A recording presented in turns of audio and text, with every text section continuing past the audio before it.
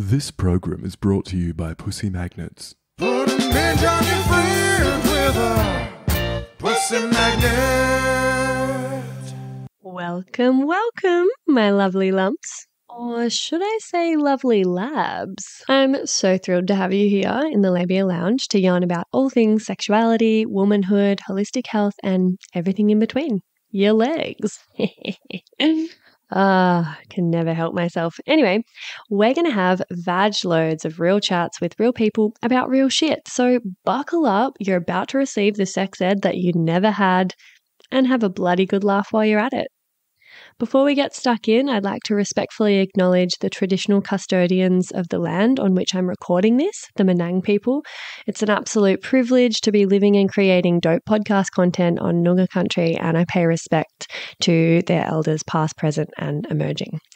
Now, if you're all ready, let's flap and do this. Oh God, is there such thing as too many vagina jokes in the one intro? Whatever, I'm leaving it in. It's my podcast. Don't panic, you're not broken. Your sex education was a piece of shit. Get your flaps out and pull up a couch. It's the Labia Lounge. Hey, labial loves. What's happening? Today I've got a very interesting topic for you. The intersection between money and sex. So we're going to chat about how the two are interconnected, how to leverage one to enhance the other, sex magic practices, and how to change your money story and heal your relationship with money if, like so many of us, you have maybe some blocks around financial abundance or sex or both. So to talk us through this stuff, I've invited Alex Harvey into the lounge today, who is a money and empowerment coach. And Alex helps ambitious women get paid for their gifts and their talents and multiply their income doing what they love, and also teaches them how to handle their money like a queen so that they can be the creative, game-changing force in the world that they wish to be. So she does this through mindset alchemy, embodiment, and sex magic. And she offers her transformational work through one-on-one coaching, online courses, group programs, and retreats.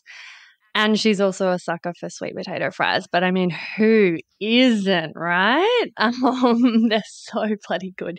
So thank you for joining us in the lounge, Alex. Make yourself comfy. Thanks for having me, Freya. I'm excited to be here and to have this conversation with you. Fabulous. So I guess first port of call is I'd love to hear a bit about your journey and where you've come from with those things like sex and money. Where did you come from with that? What made you get into working in this field? Where you're coaching people on sex and money to start with. Yeah, well, that could be a full day seminar. But both of them really came through my own experience and experiencing dysfunction and disempowerment in both of those areas sort of at different times. So I'll share a bit about my story and coming through my own journey of, transformation and just finding out more information and feeling like, this, everyone should know this. These are two areas where there's so much suppression in our society. And as, we were saying before we recorded, they're both such taboo topics, and they're topics people feel really uncomfortable talking about. And they're both areas that can unlock so much freedom within our lives and so much connection to our true selves and our creative expression and who we truly are. And when we feel blocked in those areas because of either mixture of past experiences, cultural messages, what the messages were in your family growing up, then, it really cuts us off from, being our fullest creative expression and empowered to create what we love in life and live in that creative space rather than being, say in a more survival or disconnected or shut down space. So it's through the power of my transformations and what I learned and discovered that I ended up helping people with both of these areas. But to give you the ultra short version on my sexuality journey, so I experienced just a lot of sexual shutdown and blocks from my late teens, and I basically couldn't feel anything. Like, I couldn't get aroused. I couldn't feel any pleasure. I wanted to be having sex with my partners. And I couldn't find any answers. And I managed to tell my housemate, who was my childhood friend, from 4 years old, and she suggested that I go to a doctor. And I had a beautiful, just a really lovely female doctor. So I went and I was just in tears telling her, because I just felt, you've got to understand things are really different now. Like, I could not find anywhere on the internet that anyone experienced anything like me. And my doctor really had no idea what to do. So she sent me to a psychologist. The psychologist literally couldn't talk about sex. And so I saw this psychologist for a while, and then I just said to her at some point, nothing has changed in that area. And she was just like, oh, really? Oh, that must be really bad. Like, we'll have to put you on antidepressants. So then I know, I'm looking at your face. I got prescribed antidepressants. It was just so ridiculous. And luckily I told my mom, actually, and she looked them up and she just said to me, get off them. There's all these accounts of people who I just can't get off these particular ones. So I kept, I felt so broken, just so fucked up, so ashamed about it. And I kept looking for answers. I would keep looking on the internet. I remember kind of finding someone that talked a bit about female orgasm, didn't really have the answers, but they had a bit of stuff. And long story short, I eventually went, I guess, started to go on my spiritual personal growth journey, and things led to more things. And I ended up finding Layla Martin on the internet. And so this was like the first person I found actually sharing tantric knowledge and, like a greater understanding of sexuality and female sexuality. And she was basically saying, how trauma can be stored in the body, and you can be disconnected from your sensation, and, you can work with all of it. And it just landed with me. And I was like, oh my God, this is it. Like, this person knows what they're talking about. And so I worked with her, and I did a long journey of doing lots of different things, lots of different trainings, and working with practitioners and studying sexological bodywork. And then that was what led me, through my own experience of what I learned, that I was just like, oh my God, how are we not taught this stuff? How are we not taught the anatomy of our bodies, and how we can have, this disconnection or dysfunction, but it's actually, it's all stuff you can work with, and everyone can reach their orgasmic potential. Like, I didn't have orgasms, and I thought that was a broken thing about me, and that I would never have orgasms, which is just ridiculous.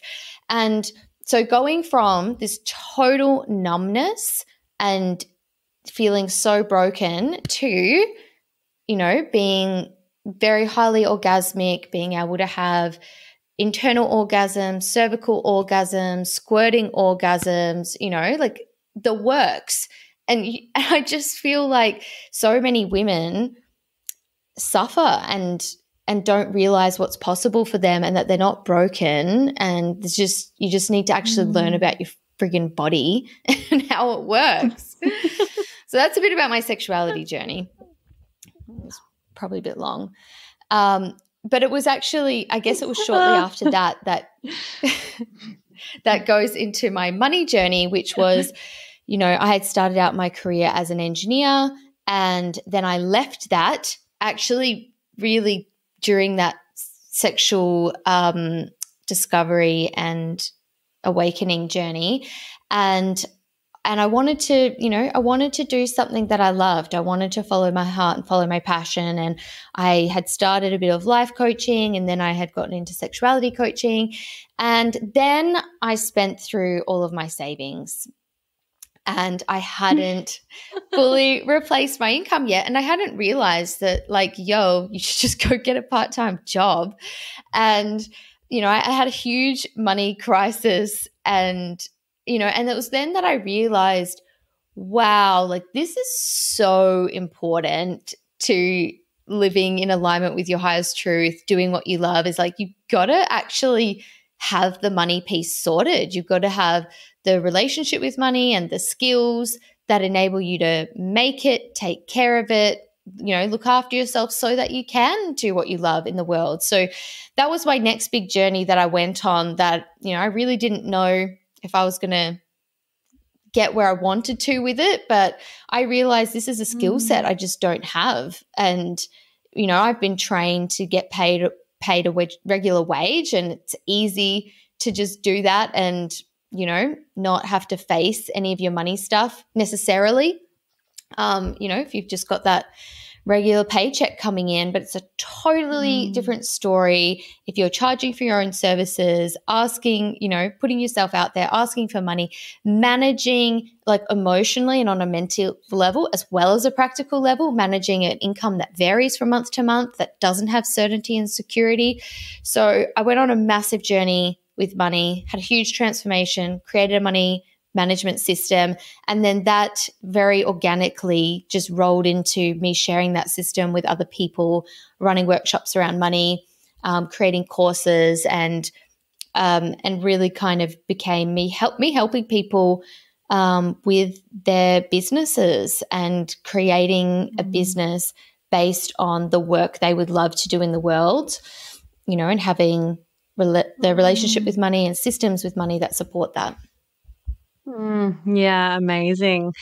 Wow. Well, how long did it take you just asking for a friend to get to the place where you were feeling stable and secure? Because I'm like, oh, fuck me, this self-employed stuff. Hey, I don't know how much longer I can handle the stress of not knowing when my next paycheck's coming from. So all of what you're saying, so relatable to me. We're in kind of a similar sort of realm in terms of our work and our business.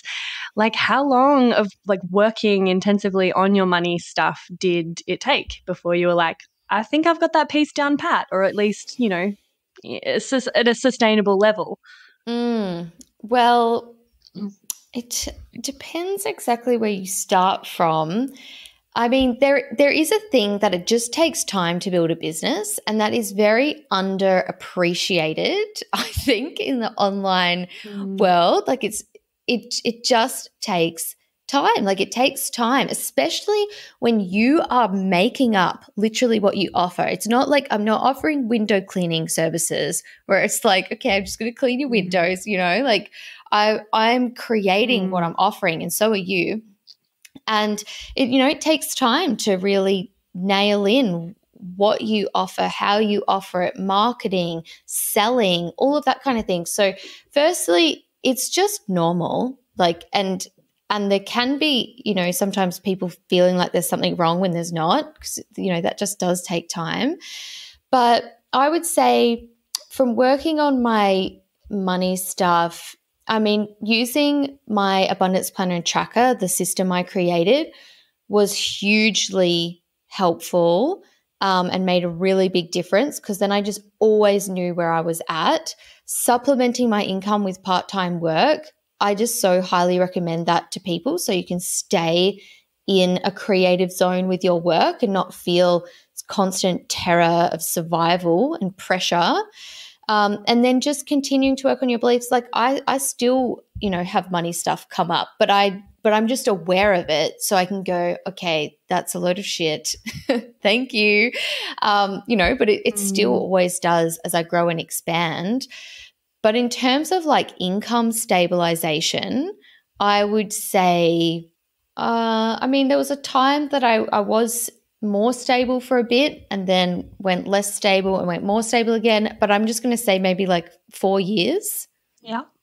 Yeah, totally. It does. It takes time to grow a business. And I think we're so used to like wanting that sort of instant gratification, magic bullet sort of quick fix, like, people of our generation and under, that I don't think people quite realize just how much time and effort goes into creating a stable business. And yeah, it can take years. Like so many businesses fail in the first few years. And I think the difference, like I've heard a lot of entrepreneurs and different business people say, the difference is like how much failure can you handle and how long can you persevere? And if you just stick it out, eventually you'll get somewhere. But most people give up before then because it is so fucking disheartening and it's scary, especially if you are relying on that as your sole source of income. There's so much pressure and fear around it. So yeah, I can so relate to that. But I'm wondering, do you feel like you like had to heal your sex stuff first before you were able to heal the money stuff? Like how are the two entwined and how do they like affect each other? Because I'm keen to talk about this connection between sex, sexual energy and money. Yeah, I think for me, it just more so came in that sequence that through my late teens, very early 20s, the sex stuff was the very high extreme pain point for me. And money wasn't because I worked in a pub and went to uni and I,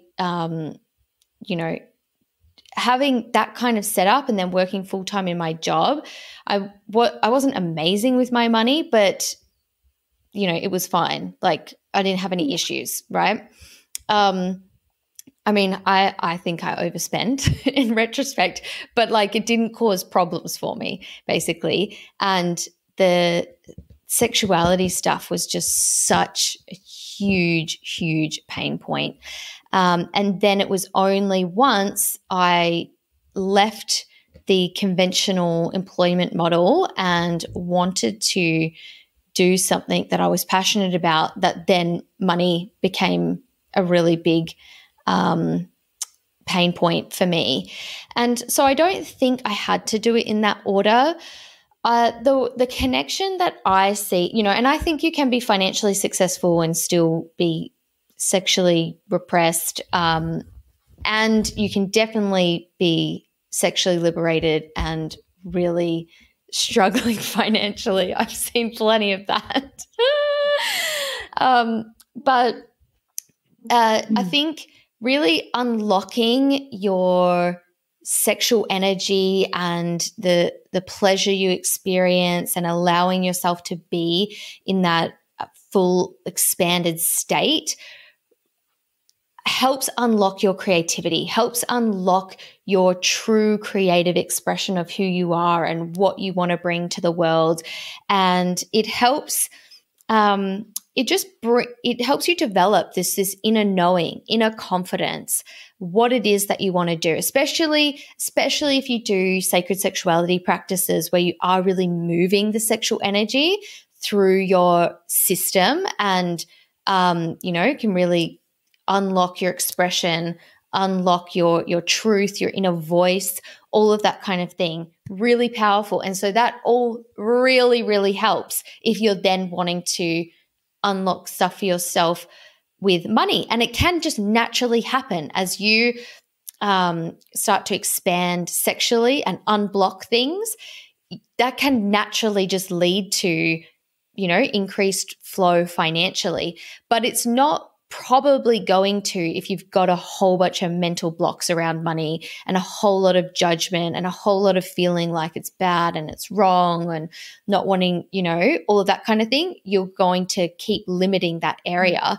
But if you have that creative expression really unlocked and, I find sexuality to be an amazing way to connect like with your genius and stuff. So if you have that unlocked and you're, working on your money stuff, I just think that's super powerful.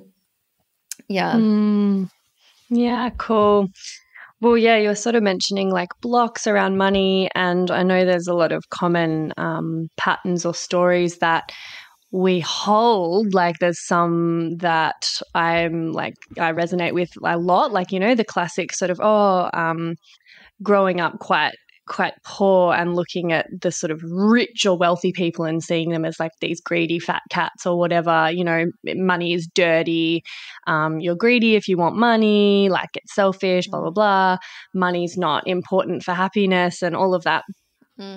What are some of the common blocks or stories that you hear a lot with your clients? And what was your main sort of struggle and story around money? Yeah, so I think a lot of the ones you've mentioned are really common. Rich people are bad. If I am rich, I'll turn into a bad person. Or rich people, people will hate me, if I have more wealth. I think, I think that from what I've experienced, I definitely experience men and women having money blocks, but I think there's a greater kind of prevalence of women feeling like you should never ask for money, like you shouldn't even talk about money, it would be greedy and bad to ask for what you want. And, that's reflected in the corporate world with women not wanting to negotiate salaries or feeling guilty if they would ask for more. Whereas men more often, this is not all men, a lot of men experience that too, but men will more just go for what they want and not think that someone's going to judge them for that, and make that mean something about them and that they must be greedy and bad people.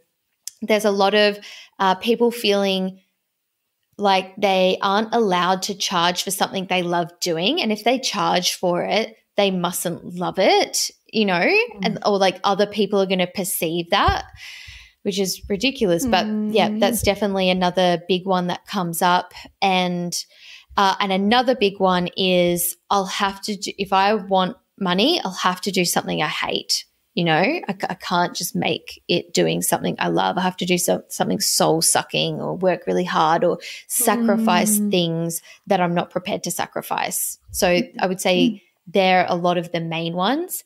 For me personally, I had a lot of trouble, I guess, putting my work out there. Like I just wanted people to find me and ask to work with me, basically. I think a lot of people experience that.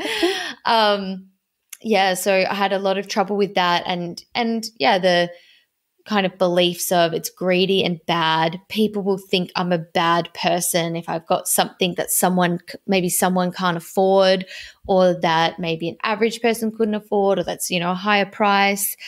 And I also definitely have really had to work through, people will hate me if I have money, and if people see me spending money, or people that have paid me money see me spending money on things that are superfluous, they'll think I'm a bad person, and why didn't I give that to charity?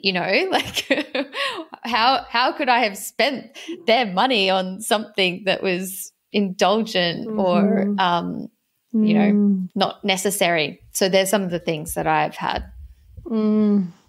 Yeah, totally relate to that. It's so funny. Like, even though, I've done a bit of mindset work around this, I've sort of read a bunch of stuff and listened to speakers, and I'm like, yes, I understand that there are these patterns and stories and these like assumptions we have around money that are really deeply ingrained.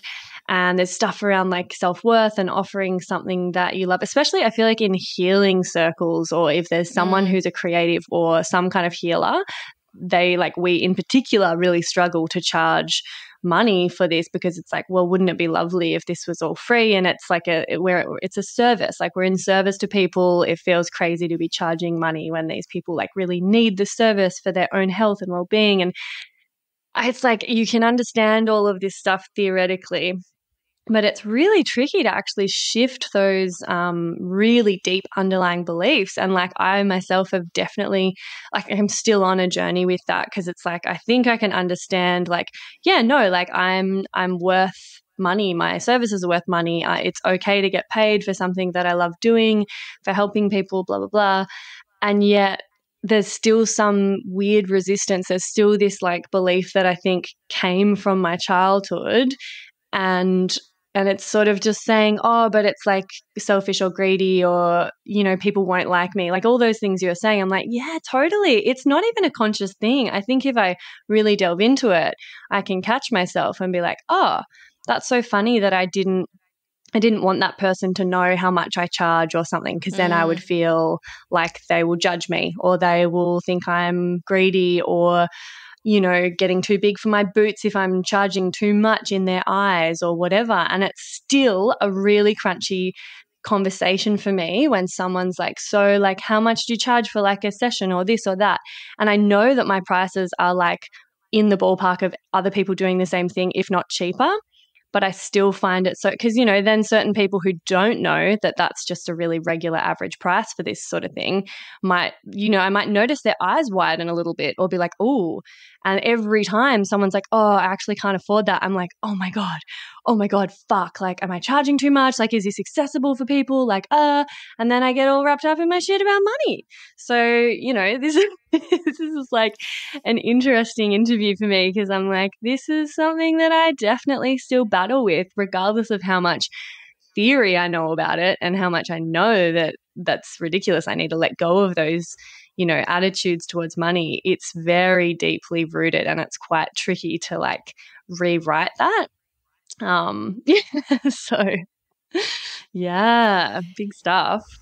Yeah. Well, firstly, I would say, so this might be really helpful. This is something that I think is very powerful to get your head around.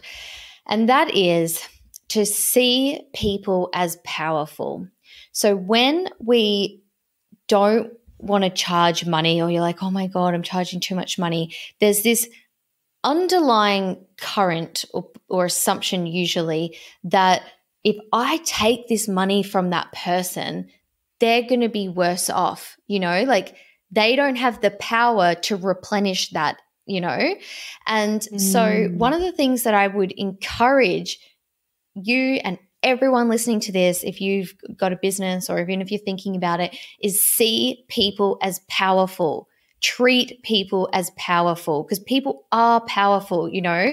And the more creative we are, the more we're in our creative energy, the more we unlock our sexual energy to be in our true creative selves and awaken to what we truly want and love in life and what we want to express, which is absolutely a byproduct of sexual awakening, the more you are resourced. Like your power to create money isn't based on what's happening outside in society, whether there's a recession, whether the government's helping you or not. It's you being resourceful and you being creative. And if you're creative and resourceful, you can create more. So people are powerful. That would be my number one. Another one would be you don't have to be affordable to everyone.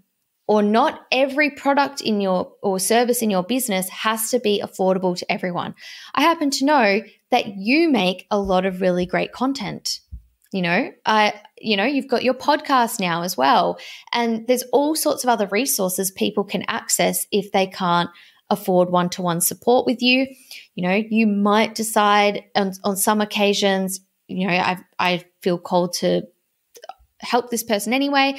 A lot of the time when people say they can't afford things, it's actually a load of shit. You know, like a lot of people, I've seen this happen so many times where people will say, yeah, they can't afford it. But yet I go and see them spend more money on that, on something else that's discretionary, on something else that they didn't need. You know, they'll go to a festival, or, you know, I've even seen people hire a really expensive coach that just did other type of work. I've seen people invest hugely in other parts of their business, but they're like, what you charge isn't affordable to me. And I'm like, that's actually not true.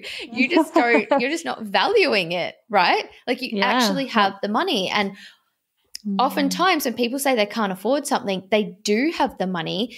They either just haven't chosen to make it a priority yet, or they don't see that they have enough money because they're not used to investing in themselves, or they're stuck in a money story that they don't have enough, yet they unconsciously spend their money on other things, and they literally spend that exact amount on other things that are discretionary, and they just actually haven't seen that they could reallocate that money towards things that would add more value to their lives. I see this all the time with people in my Money Queen course using the Abundance Planner and Tracker, or if I run a workshop, and once they actually look at the figures, they might start off thinking, oh, I don't have enough, I'm just getting by month to month. And then they look at their figures and they see all these places they can make adjustments because there's all this unconscious spending. So yeah, I would say there's probably a lot more people that can afford you than think they can. And and that's also sometimes an opportunity to draw, if it feels right in a certain scenario, draw attention to what they'll be getting out of it and the value that it will bring, because you can invite further inquiry around that when people say that, like, I can't afford something, rather than that being a roadblock and the conversation ends. You go, oh, just curious, like, what do you think you could afford? Or just curious, like, what makes you say that? And, not because you're being pushy and trying to make them say yes, but you just invite further exploration of, where's the truth here? And, is it an underlying value or belief that you couldn't spend money on something like this? Yeah, big time. So much of the time it's just, what are we prioritizing and what are we willing to invest in? And something like a service that, like coaching, it's like kind of unquantifiable what they're going to get out of it. It's a life change. It's like personal growth. It's, stuff that you can't really put a price on anyway. So I feel like some people can't think ahead and be like, okay, yeah, I might spend this amount on a coaching package, because they're not actually thinking about what that would look like in their life and how much that would change every single element of their life and day to day. Anyway, but I'm getting a bit sidetracked. If anyone wants to do one-on-one coaching with me, I'm available. But I'd love to do this segment, Get Pregnant and Die. Don't have sex, because you will get pregnant and die. Don't have sex in the missionary position. Don't have sex standing up. Just don't do it. Promise? So do you have an anecdote about your sex education, how it failed you, something you might have wanted to learn more about, a really grouchy, prudish sex ed teacher? I don't know. What do you got? Hey, Babe Towns. So sorry to interrupt, but I simply had to pop my head into the lounge here and mention another virtual lounge that you've got to get around. It's the Labia Lounge Facebook group that I've created for listeners of the potty to mingle in. And there you'll find extra bits and bobs like freebies or discounts for offerings from guests who've been interviewed on the podcast, inspiring and thought-provoking conversations, and support from a community of labial legends. I also have an account on the fab new app Sunroom, which is a platform created by women for women and non-binary folk, and where there's no shadow banning or censorship of sex-positive content, unlike with the other platforms that I'm on. So you can hit up my Sunroom for extra content and real and raw life updates, because I'll be sharing on there from now on all of the stuff that I can't post anywhere else. My vision for both of these is that they become really supportive, educational, and hilarious resources for you to have more access to me and a safe space to ask questions that you can't ask anywhere else.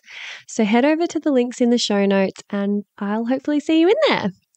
And now, back to the episode.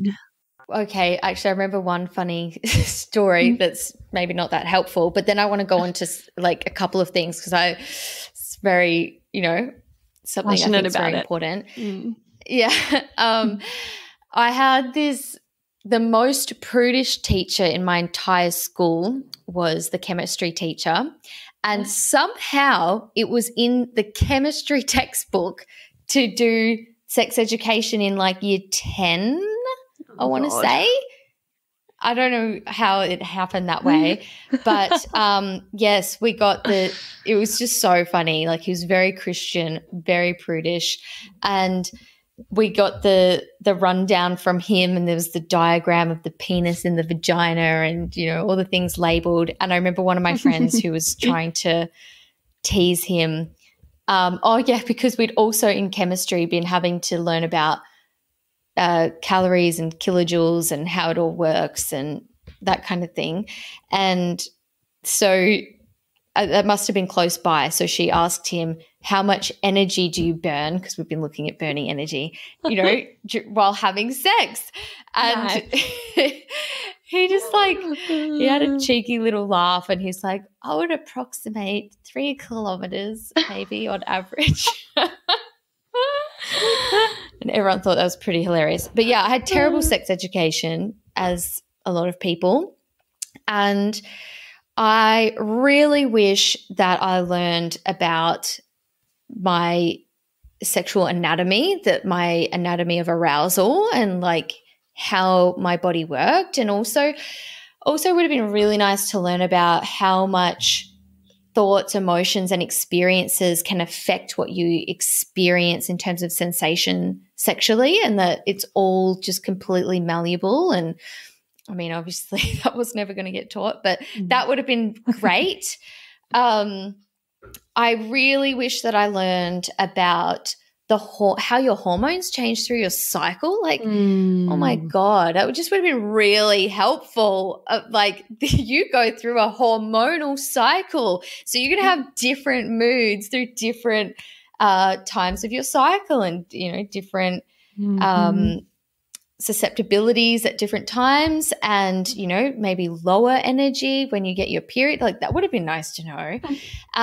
And just even, you know, PMS and how your hormones are just really chaotic through your adolescence as you're developing, because it took me like quite a number of years to realize that these times when I would cry really easily and be really upset, like that was my hormones, and that's actually a PMS thing, and that was probably happening most of the time just before I got my period, but I never knew that, you know, like, and I would have these intense emotional experiences. So I think that's another thing that really failed me. And finally, I feel like everyone should know this, so listen up because you probably haven't heard this before. All right, I don't know if this is the case for every single morning after pill, but the morning after pill delays your ovulation.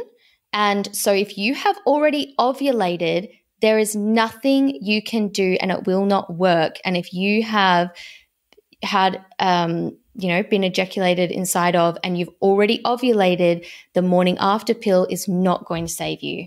So I think that's really important.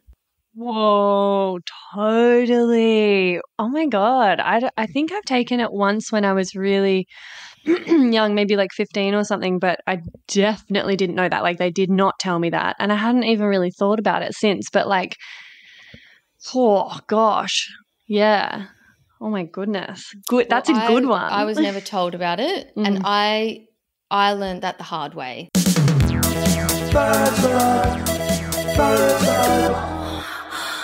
You know, and it was through researching that I found that, and I was like, what the actual fuck?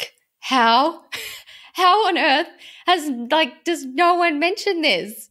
Oh my God. The timing must have been so, that's such, because it would only, you know, if you've already ovulated, the egg only lasts 24 hours. So you've got such a tiny window there. It must have just been such unfortunate timing in your case, you poor thing. Oh. Yeah, well, I know someone that's actually got pregnant twice taking the morning after pill, and that's probably what happened to her too. Like that's, you know how the morning after pill is whatever percent effective? Like that whole percentage that it's not effective is probably all people where it was on their ovulation, but that just doesn't get mentioned. you know? It's pretty annoying. Oh my God. Pretty annoying. Yeah, that's an understatement. That's kind of like pretty life altering for some people. Oh God. All right. Amazing. Yeah. No one has mentioned that one. That is a brand new get pregnant and die. Love that so much. Thank you. And it's literally you will get pregnant if you don't know about it. Totally. Oh, so I'm kind of keen to get like into the nitty-gritty of how you work with people to help shift, like patterns of stuckness or disempowerment when it comes to money. Like I know you use a combination of mindset work and embodiment. And I'm wondering like how these two approaches work differently and how you kind of like go about it all, Excuse the interruption, my loves, but I'm shamelessly seeking reviews and 5-star ratings for the potty because, as I'm sure you've noticed by now, it's pretty fab. And the more people who get to hear it, the more people it can help. Reviews and ratings help me curry favor with the algorithmic gods and get suggested to other listeners to check out. Plus, they make me feel really good and appreciated as I continue to pour my heart and soul into creating this baby for you. And I promise I don't mazz over them or anything. I mostly just tuck them away for a rainy day when I'm filled with self-doubt and existential dread about being self-employed, which is fairly frequently. So you see, leaving a review really does make a difference, and it's an easy little act of support that you can take in just a minute or two by either going to Spotify and leaving 5 stars for the show or writing a written review and leaving 5 stars over on Apple Podcasts. Choose your poison, or if you're a real overachiever, you could do both. Whoa now. If you are writing a review though, just be sure to only use G-rated words because despite the fact that this is a podcast about sexuality, words like sex can be censored and your review won't actually show up. Lame. Anyway, oh, what was that? Oh, you're going to go do it right now while I wait. Okay. Yeah. No, that's a great idea. May as well just quickly click that 5-star button before we get on with it and, forget about it and get on with your day. I'm hearing them roll in. I'm hearing those 5 stars. Oh my God, I make myself cringe. Anyway, thank you much, Lee. You're a total gem, and I'll let you get back to the episode now. Yeah. So the first step is really awareness. It's being aware of the things that come up for you around money. So in whatever capacity that's relevant to your life. It could be around managing your money or spending or debt or charging, receiving money from people, just all your patterns and behaviors, becoming aware of them and then becoming aware of the thoughts and assumptions that are behind them. So that's generally how I get started. And, I've done a lot of embodiment work and a lot of mindset work, and I would say most of what I'm doing when I'm helping people is doing it through kind of mindset and cognitively looking at things. But I think it's really important to bring the embodiment piece in because if your nervous system is not on board, like if you're getting really triggered by things and that then can overwhelm your nervous system and you can find it basically impossible to do the thing that maybe you need to do, that like the change of behavior, or you just totally forget about it, because your nervous system's trying to keep you safe and it's perceiving this as a threat, right? Oh, if I charge more money or if I tell people what my rate is, that's a threat to my survival. That's constantly how your nervous system is seeing things that get triggered for you. And so it can, we need to bring that on board. So that's where the embodiment piece comes in, and I get people to integrate things in their body at the same time. It's almost a bit like, you can think of it like how your health, like your body and your mind are just not actually these two separate things. They're literally like one thing constantly working together and influencing each other.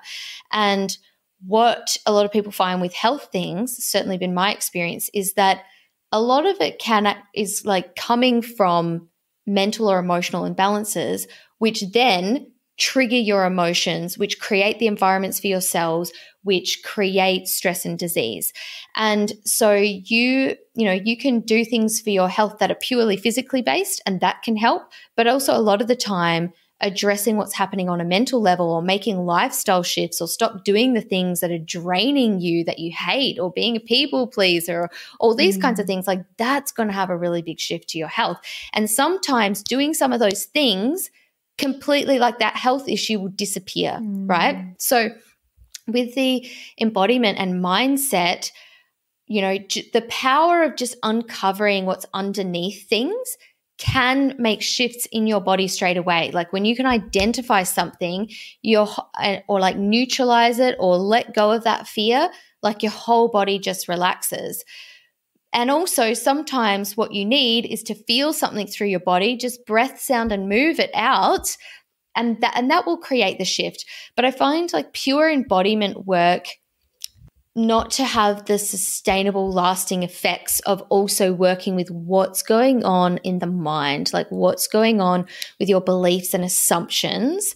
Sometimes people do embodiment, they maybe get a bit high off it for a bit, but then they find their patterns don't actually change, or they're just kind of going back into the same stuff, and they don't actually feel empowered of how to do something differently, because part of creating the change and creating the shifts is doing things differently, and sometimes that's uncomfortable. So I find like having the awareness of what's going on a mental level to be just a very essential component. You don't have to have everything figured out on a mental level, but enough so that you can see, where is my focus going?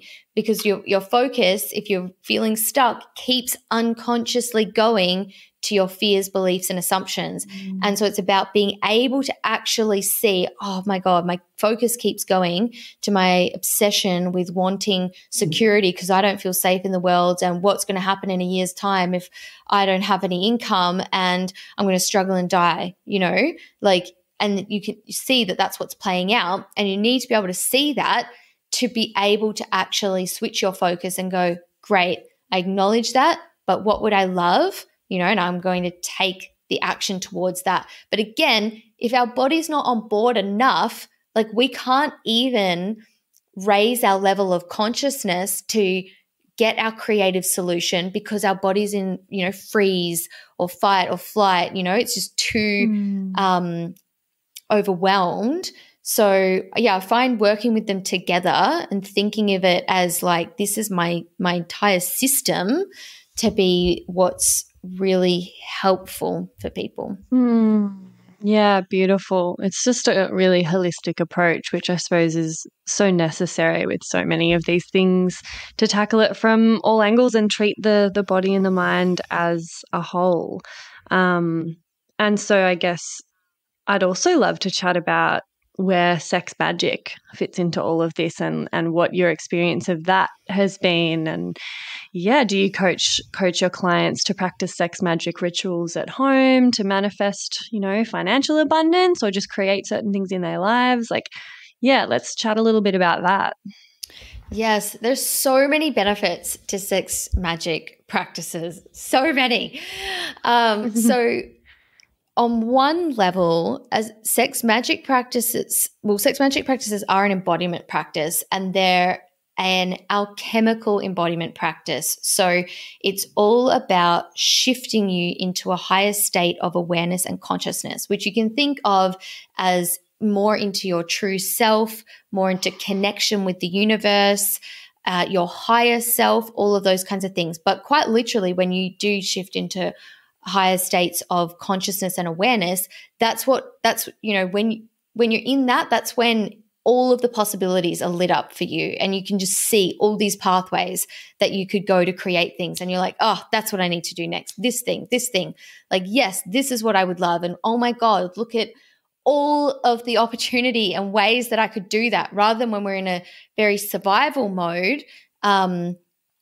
We often are just so tunnel visioned, and you just don't see possibility and opportunity. And then you might do something that shifts you out of it. And then you're like, oh my God, I just forgot about all these different things that I was going to try, and different possibilities and way of doing things. So So it's an alchemical practice in that way, and it's about utilizing your sexual energy and moving it through your body, through the chakra system, up to your third eye, your crown, to turn it essentially into spiritual energy, to expand your states of consciousness.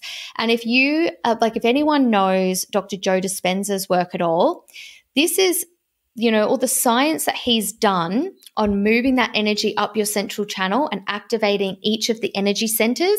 And he shows in his scientific studies how that brings online more areas of the brain and greater coherence in the brain, and literally brings online more of your entire being and the coherence of it.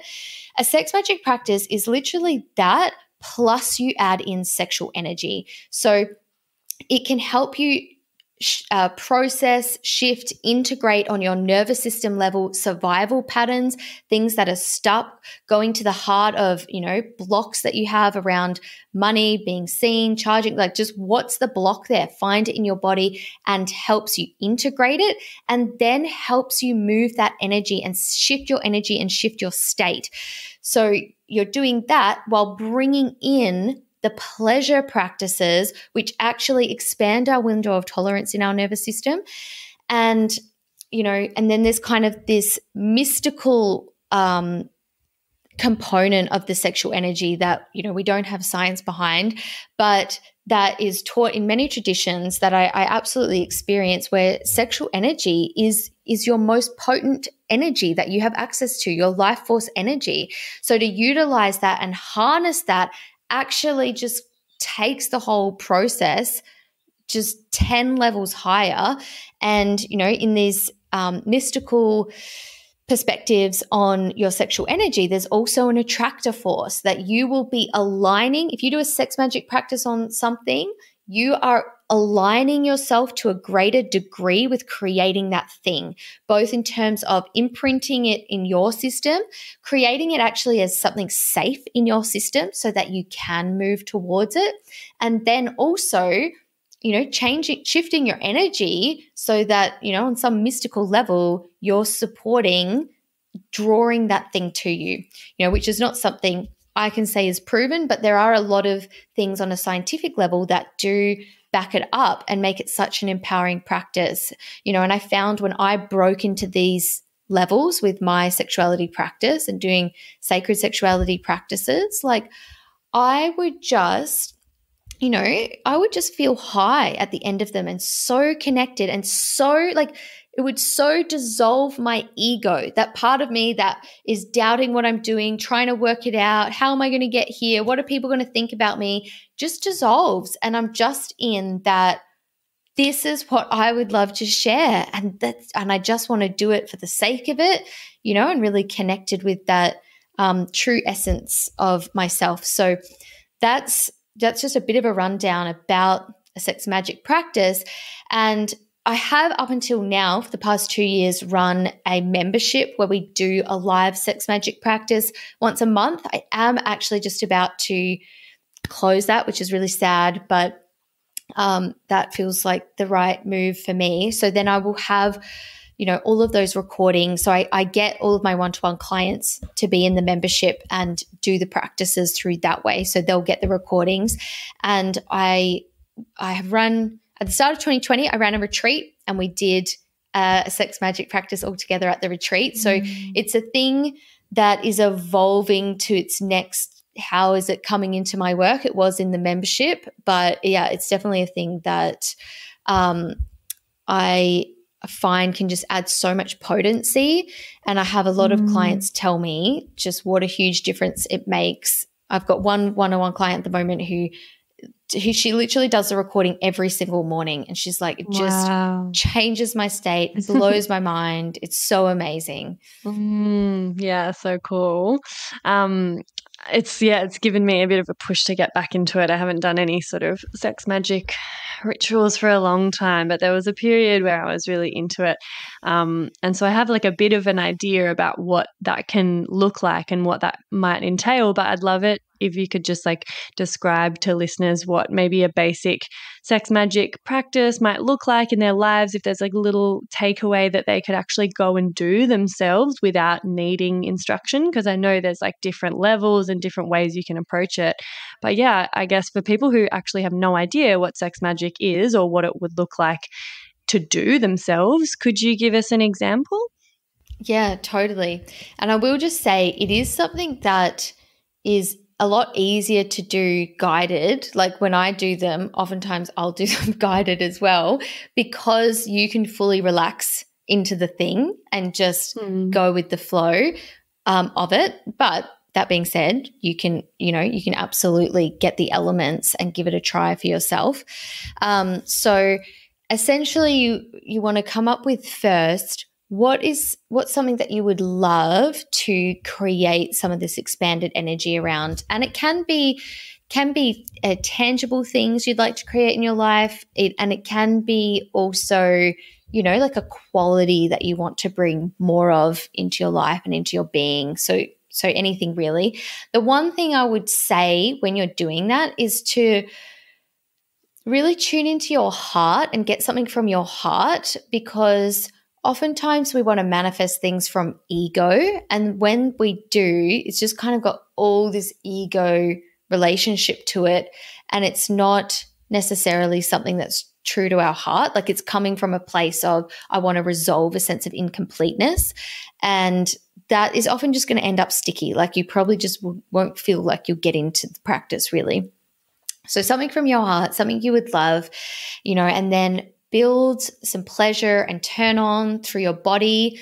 I find really helpful to first connect with, where is there resistance in my being to this? Like what part of me doesn't feel like this is safe, doesn't want this, and that could be a thought that comes up. It could be, do you just feel it as a sensation in your body? And then you explore that a bit, just so that you can acknowledge that and allow that and integrate that to some level, which enables you to fully, connect with the vision through your sex magic practice. Otherwise, you might find that you just can't connect to it because you've got these barriers of the parts of you that don't actually want that.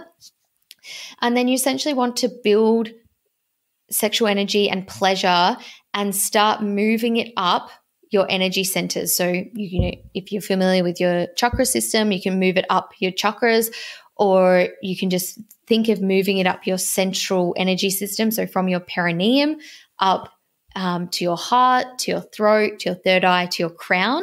And as you do that, you're expanding that energy and moving the sexual energy and transforming it into the frequency of each of those energy centers as you move it. And as Joe Dispenza shows in his studies, bringing online more areas of the brain.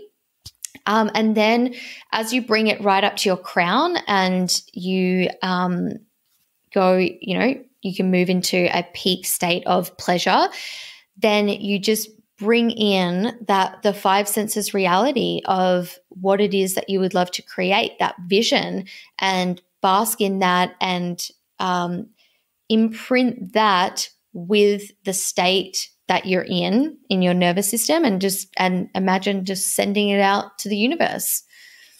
Amazing. Yeah, I remember doing a bunch of training with Baba Des from ISTA, and like my sort of version of sex magic back then was way more simplified version, and also I'm lazy, so it sort of suited me. But I remember him teaching me some stuff, and I used to literally just think about something that I wanted to manifest or a reality I wanted to create, like a future self-vision, set the intention for that pleasure practice or that session where I was about to make love, to kind of use the sexual energy that was generated to kind of launch that vision into the reality. And like it was as simple as me just like keeping it in mind. And then when I was in a lot of pleasure or while I was orgasming, I would just like think about the thing that I wanted to create or feel into what that future self would feel like or look like, and kind of just have the intention to like launch that up through my crown. And I can't say, I think I was doing like a bit of a hack job version of it, and it was a little bit of a shortcut and just sort of like,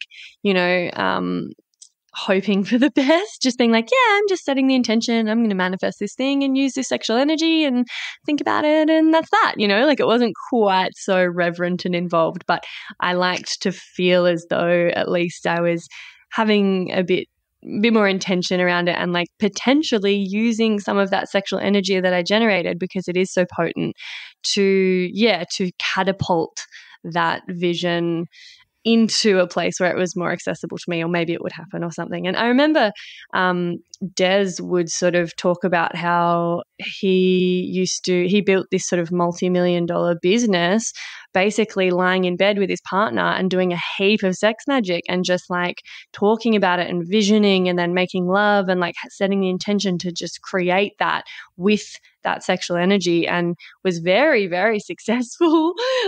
So yeah, like I liked to think that it was as straightforward as that, but I can't say that I've had as much. I mean, it's like, how can you even kind of go, yeah, that happened because of that, it's just like, it's just nice to feel like you're doing something towards it, and that can be empowering and feel kind of special in itself. But yeah, thank you for that example. I haven't actually done like a guided practice before, so I might have to check out some of those and get back into it.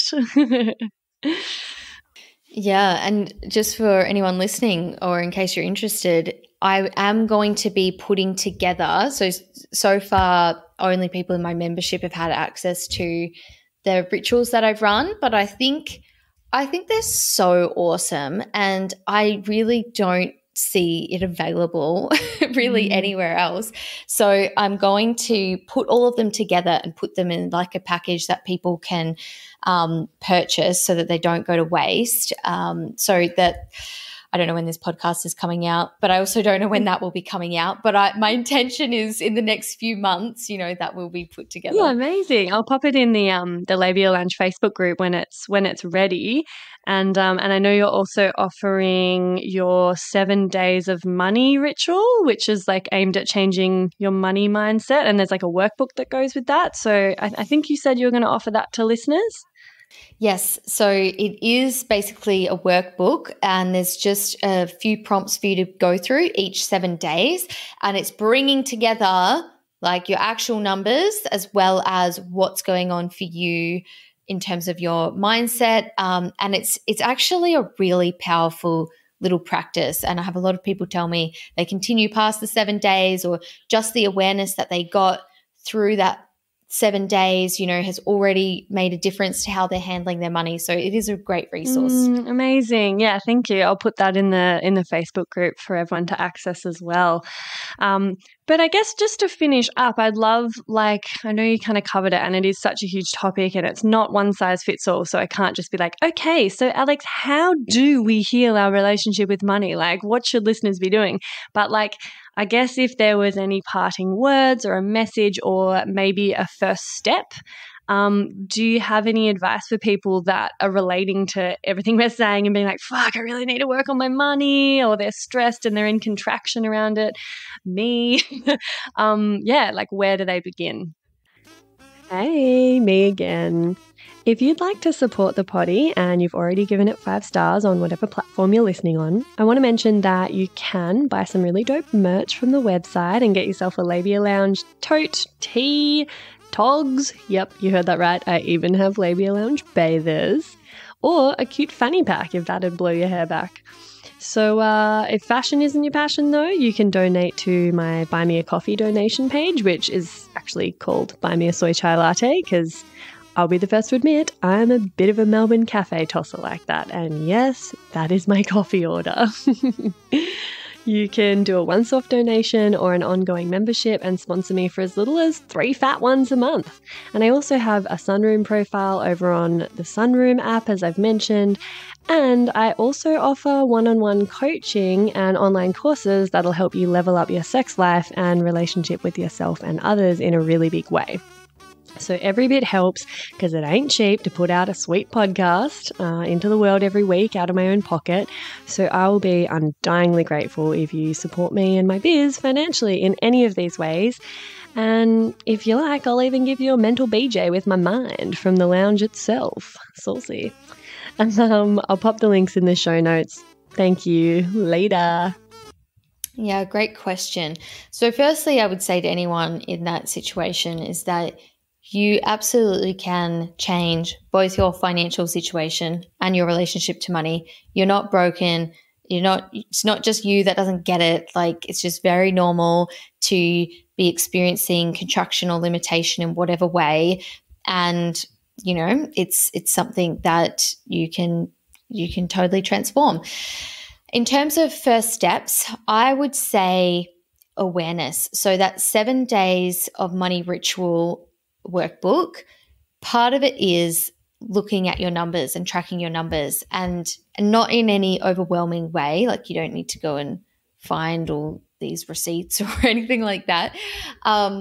But just starting to get you connected with that. And so I find that to be a really great start, tracking your money. And then I guess along with that is tracking your relationship to that and how you feel about that, and just starting to becoming aware of what comes up for you. So you've already mentioned some things, but what comes up for you when you're talking to people about money, or, okay, I don't want to say the price of my services to these people, and just be getting aware of what that whole landscape is for you. So then you can see what is all actually false and just a self-limiting assumption because you've made up a story about it. And you can, from there, take things differently, but you kind of take different action. But you kind of need to do that before you can even see what that different action would be. Sometimes when you're really in it, you're like, I don't even see what I could be doing differently, but it's just really important to actually be in tune with what's happening with you in your body. Is it shutting down? What's going on? So that then you can change and make different decisions. And I've got a short money course called Money Queen, which is a 7-week course. The next time I'm running it will probably be in February 2023. So that's also a good course to get started with. But I would say, for sure, just getting awareness around what comes up for you. That took a long time for me, even in my money work, to really realize whoa, it took me so long to realize the scarcity that I was in terms of just what I felt about money, because that's what I had always felt. And so it took a long time to realize. Does that make sense? Because it's all you've ever known. So there can be a lot of things like that around your thoughts and emotions that come up. Yeah. And what about if people are aware of their patterns and they know where these beliefs are coming from, they know where they've stemmed from, and they've kind of dug into that a little bit, but then they don't actually know how to rewrite that? Is that a combo of the mindset work and the embodiment stuff that just gradually starts to repattern their nervous system? Or what would be the next step after figuring out the patterns that are playing out? Well, once you can see what's playing out, that's when you've got a choice, and you've got a choice to do something differently. And you don't need to change any of those old beliefs. You just need to become aware of what's an illusion, which is basically all of it. It's an illusion. And connect with what you would love, and connect with connect with things like people are powerful. Treat people as powerful. It's not taking from someone to charge them money. It's an exchange that they're getting something out of, and it's of benefit to both parties.